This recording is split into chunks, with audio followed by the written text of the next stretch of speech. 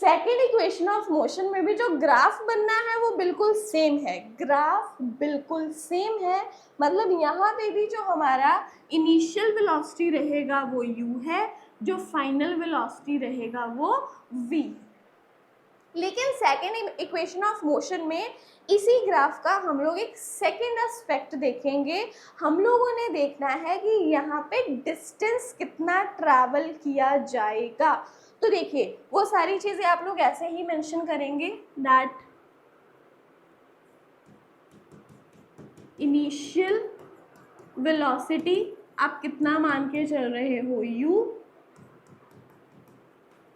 Final velocity क्या है v, और टाइम कितना लगा, टाइम टेकन इज t। लेकिन यहाँ पे हमें फाइंड क्या करना है, यहाँ पे हमें फाइंड करना है डिस्टेंस ट्रैवल। जब ये A से लेकर B तक पहुंच गया, इसने कितना डिस्टेंस ट्रैवल करा, तो दैट डिस्टेंस ट्रैवल्ड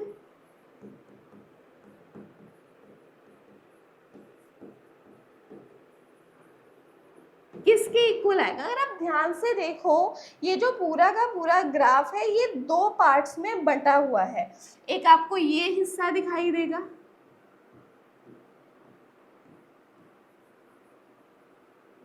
मतलब यहाँ पे एक ट्रायंगल है A से लेकर D तक और ये B तक। ये देख लो, अगर आप ABD को देखोगे ये क्या है, एक ट्रायंगल है। अगर आप इसके नीचे देखोगे यहाँ पर A O C, C से D, D से वापस A, तो ये हिस्सा जो है ये एक रेक्टेंगल है।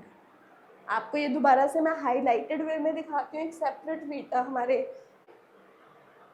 देखो अब आप क्लियरली देख पा रहे हो ना जो मैं आपको समझाने की कोशिश कर रही हूँ। वही ग्राफ जो है वो दो हिस्सों में बटा हुआ है, एक तो यहाँ पे है ट्रायंगल और दूसरा है रेक्टेंगल। तो इसीलिए जो हमारा डिस्टेंस ट्रैवल होगा, डिस्टेंस ट्रैवल को हम लोग डिनोट करते हैं एस के साथ। डिस्टेंस ट्रैवल हमारा किसके इक्वल होगा, area under the curve, area under the graph. कि ग्राफ के नीचे नीचे जितना भी एरिया है ये हमें डिस्टेंस ट्रैवल बताएगा। और ग्राफ के नीचे ये दो पार्ट्स बन रहे हैं। अगर हम लोग area of triangle plus area of rectangle find कर ले तो हम लोग area under the graph find कर सकते हैं और हमें डिस्टेंस ट्रैवल जो है वो मिल जाएगा। So area under the graph किसके इक्वल आ गया, एरिया ऑफ ट्रायंगल, ट्रायंगल कौन सा है ABD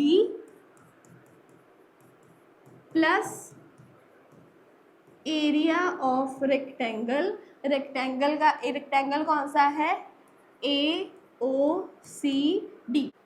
नाउ हमें ये एरियाज फाइंड करने हैं। एरिया ऑफ ट्रायंगल का फॉर्मूला क्या रहता है, half into base into height, यही होता है। प्लस एरिया ऑफ रेक्टेंगल क्या रहता है, लेंथ इंटू ब्रेथ। फिल करेंगे values, half into base, triangle का बेस क्या है AD, मल्टीप्लाई इसका हाइट क्या है BD, ये चीज ले ली हमने। प्लस लेंथ, अगर हम लोग यहाँ पे ट्रायंगल की बात करेंगे, ट्रायंगल का लेंथ क्या ले लें, अगर हम लोग OC और ब्रेथ कितना ले लें DC। बस यही यहाँ पे इम्पॉर्टेंट पॉइंट है। आपको ये चीज़ पता होनी चाहिए दैट जो आपने डिस्टेंस ट्रैवल फाइंड करना है वो है एरिया अंडर द ग्राफ, कि मतलब ग्राफ के नीचे नीचे जितना भी एरिया है। तो यहाँ पे हमने इसको दो पार्ट्स में डिवाइड कर लिया, into triangle and into rectangle. ये चीज़ हो गई। ट्रायंगल का एरिया हमने कितना फिल कर दिया, half into base into height, और ट्रायंगल का हमने एरिया क्या ले लिया, लेंथ इंटू ब्रेथ। इन दोनों एरियाज को ऐड ऑन कर दिया, ठीक है। बस अब वैल्यूज ही फिल करनी है। अब आप देखो A से लेकर D तक हम लोग क्या कह सकते हैं यहाँ पर, अगर आप लोग ये चीज देखो O से लेकर C तक अगर टाइम t है, O से लेकर C तक अगर टाइम t है तो ऑब्वियसली A से लेकर D तक भी वैल्यू क्या होगा, t, ठीक है। अगर O से लेकर C तक t है तो AD भी क्या होगा, t। तो AD का वैल्यू हमें पता चल गया, AD की जगह हम लोगों ने क्या फिल करना है, t। अब हमें चाहिए BD। BD हम लोगों को ऑलरेडी पता है दैट इसका वैल्यू क्या है, V माइनस U। तो ये तो हमने पहली वैल्यूज फिल कर दी, प्लस अभी अगर हम लोग देखें O से लेकर C तक, हमें पता ही है दैट O से लेकर C तक क्या है, टाइम t इंटू D से लेकर C तक। अब देखो आप लोगों को यहाँ से पता है दैट A से लेकर O तक का जो वेलोसिटी था वो U था। अगर AO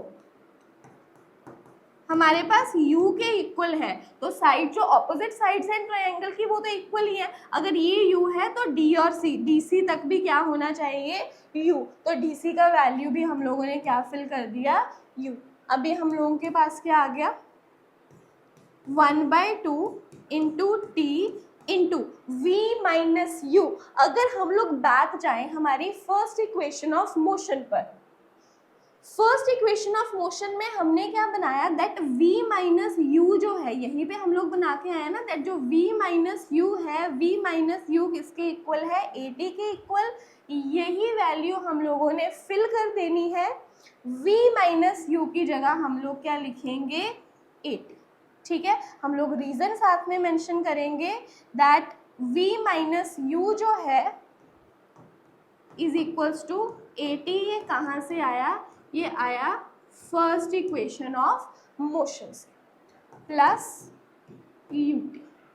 ये हमारा S का वैल्यू जो है वो बन रहा है। तो S किसके इक्वल आ गया, UT प्लस हाफ A अपनी जगह पे, T और T का क्या बन गया, T स्क्वायर। तो S का वैल्यू क्या आ गया, S is equals to UT plus half AT square. और ये बन गया हमारा सेकेंड इक्वेशन ऑफ मोशन। तो देखो दोबारा से, इतने से समय में आप लोगों ने जो अपना सेकेंड इक्वेशन ऑफ मोशन है वो भी समझ लिया। बस आपको जो वैल्यूज़ हैं उसका ध्यान रखना है। आपने एरिया अंडर द ग्राफ लेना है, ट्रायंगल का एरिया, रेक्टेंगल का एरिया ऐड ऑन करना है, वैल्यूज फिल करनी है, and you will be able to derive your equation.